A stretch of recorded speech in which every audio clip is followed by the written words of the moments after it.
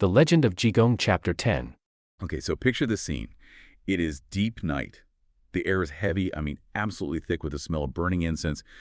You are standing in a courtyard and there is a monk, the legendary, erratic Jigong chanting at the top of his lungs.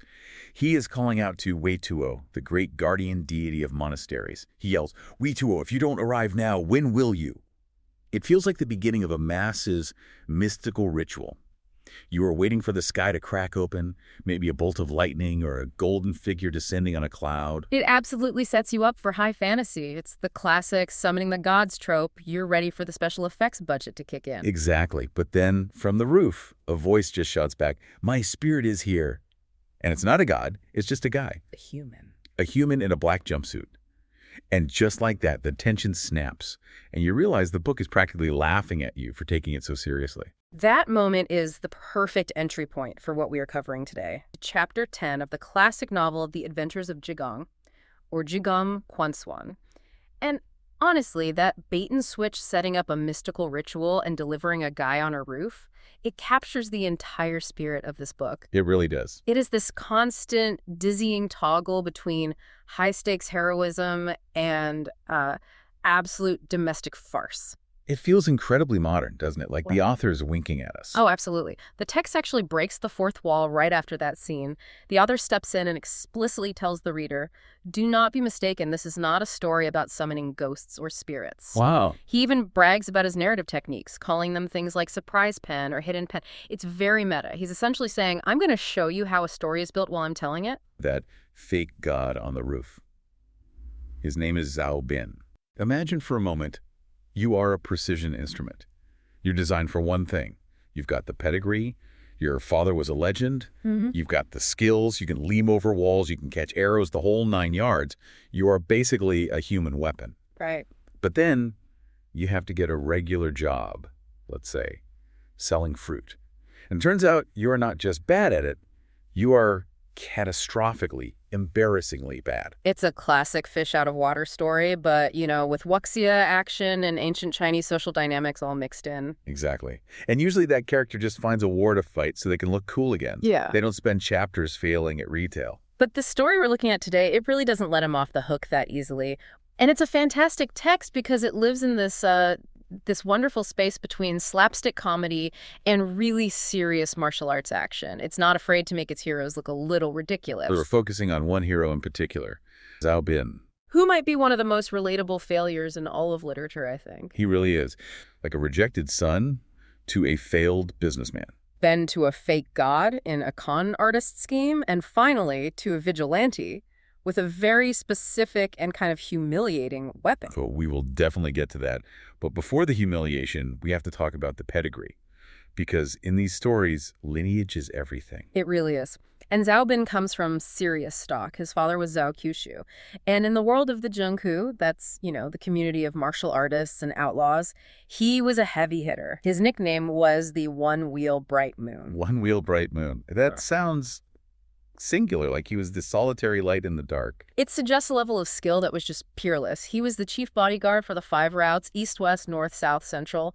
If you were moving gold and you hired him, it got there, period. And he taught his son, Zhao Bin, everything. Everything, the forms, the internal energy, weaponry, all of it. So the deathbed scene should be simple, right? Father hands, son the sword, carry the torch, all of that. You would think. But Chapter 10 just flips that on its head immediately. Zhao Qiushu gets sick. He knows he's dying, and he calls his wife, Madame Mei, to his side. Not his son. No, not Zhao Bin. He talks about him. And he gives this one very specific order. After I die, do not, under any circumstances, let Zhao Bin become a bodyguard. Wow. That's a career ban from beyond the grave. Why? It's all about temperament. He tells his wife that Zhao Bin is, and this is quote, arrogant and ignorant. He's basically saying, look, the kid has the skills, but his head's too big, he's reckless.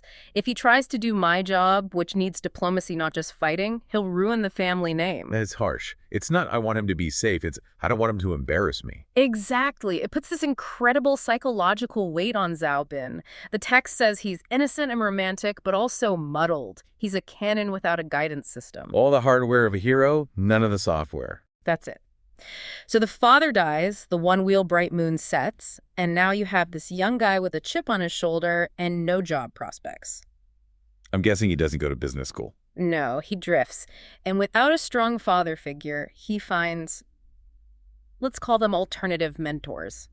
He starts hanging out with a rough crowd. And these guys have some of the best names in the book. Oh, they're incredible. You've got Qin Yuanliang, the flying fire ancestor. And Ma Zhaoxong, the standing plague god. The standing plague god. I mean, if someone introduces himself as a plague god, that's probably a red flag. You'd think.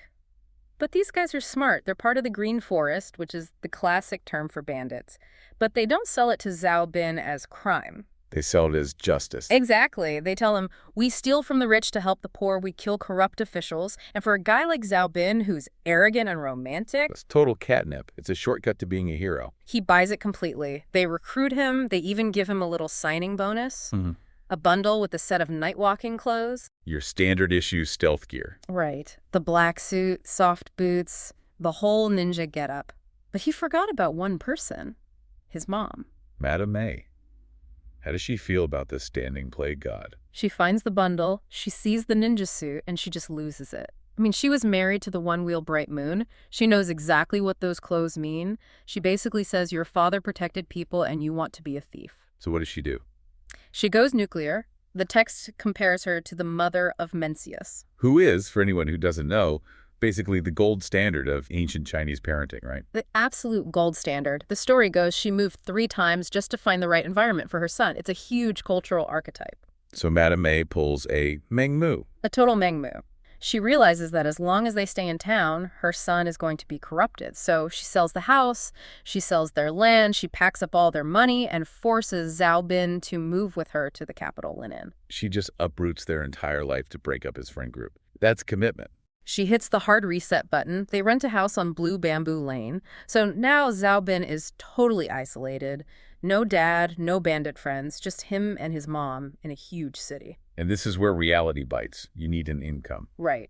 A neighbor, a guy named Wang Xing, suggests a business. He says, hey, why don't we sell fruit? From hanging out with the flying fire ancestor to running a fruit stand, that's a fall. It's the ultimate humbling experience. Wang Xing explains the whole business model. Buy low, sell high. You know, it's not rocket science. But for a guy who's only trained to break bones, it might as well be. And this is maybe the funniest part of the chapter. You have to picture this guy. Zhao Bin is big, he's intimidating, he looks like he should be guarding a palace. And instead he's got a basket of apples. He walks to a wealthy part of town, puts his basket down, sits on a bench, and just glares. He doesn't. Shadows wears fresh apples or anything. Nothing. Complete silence. He just sits there like a sentinel. People walk by, see this terrifying man staring into space, and they walk faster. They assume he's a bodyguard. No one even knows the fruit is for sale. He's guarding the apples. He's not selling them. Precisely. Zero business sense.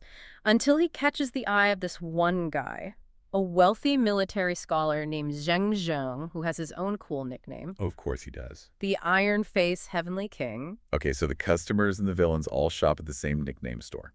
Got it. It's a tough world. Anyway, Zheng Zhang sees this powerful-looking guy sitting there with a fruit basket, and he's just curious. He walks over and asks, what are you doing? And Zhao Bin just grunts, selling fruit. And the high-stakes negotiation begins. It's not even a negotiation. Zheng Zhang asks a price. Zhao Bin says, I bought it for 2 strings of cash. I won't sell it for less than 4. Total transparency. Here's my cost, here's my margin. It's so blunt that Zheng Zhang is actually charmed by it. He buys all the fruit, mostly because he feels sorry for the guy. It's like buying lemonade from a kid, except the kid could bench press a cart. But Zhao Bin doesn't pick up on the pity, does he? Not at all. He thinks, aha, I've cracked the code of business. I sit on this bench. This man comes out. He gives me money. So the next day, he's back. Same bench. Same silence. He's stalking his only customer. Pretty much. Zheng Zhang eventually comes out and asks, you again? And Zhao Bin's like, yep, got more fruit for you. Yeah. At this point, Zheng Zhang realizes this guy is hopeless. He actually pays Zhao Bin the profit margin just to go away. He pays him not to do business. He literally says, here's 2 strings of cash. Please don't bring any more fruit. That is the definition of failing upwards. And Zhao Bin is annoyed. He takes the money, but grumbles about what bad luck he has. He's completely oblivious. Okay, so this perfectly establishes his character. Physically a 10, socially a 0, he's adrift. And that's usually when the real plot shows up. Enter Jigong. Now, we should mention the book notes that before all this fruit business, Zhao Bin had actually met Jigong. He'd killed a local bully to save a girl. Standard hero stuff. Yeah, but, illegal. Jigong, who's this eccentric monk with powers, saved him from the legal trouble. So Zhao Bin is technically his disciple. So Jigong finds him moping about his failed fruit empire. Takes him for a drink, and he has a new job offer. A mission. A powerful magical item, the 5 Thunder 8 Trigram Heavenly Master Charm, has been stolen. That's a mouthful. It's a big deal, and it's hidden inside the estate of Prime Minister Qin. Okay, so breaking into the Prime Minister's house, that's a step up from selling apples. It is, but Jigong's plan isn't a direct assault, it's a con. He tells Zhao Bin, tonight I need you to cosplay. He needs him to what? To dress up as the Buddhist guardian deity Wei-Tuo, Skanda. Hold on. The magical monk needs someone to just pretend to be a god. It's pure theater. It's how Jigong works. He uses trickery for righteous ends. He tells Zhao Bin, get on the roof in costume. When I shout, Wei-Tuo has arrived, you jump down. It sounds like a Scooby-Doo plan. It really is. So Zhao Bin goes home, and here's the detail that I think... The weapon. The weapon. Yeah. He puts on his black stealth suit.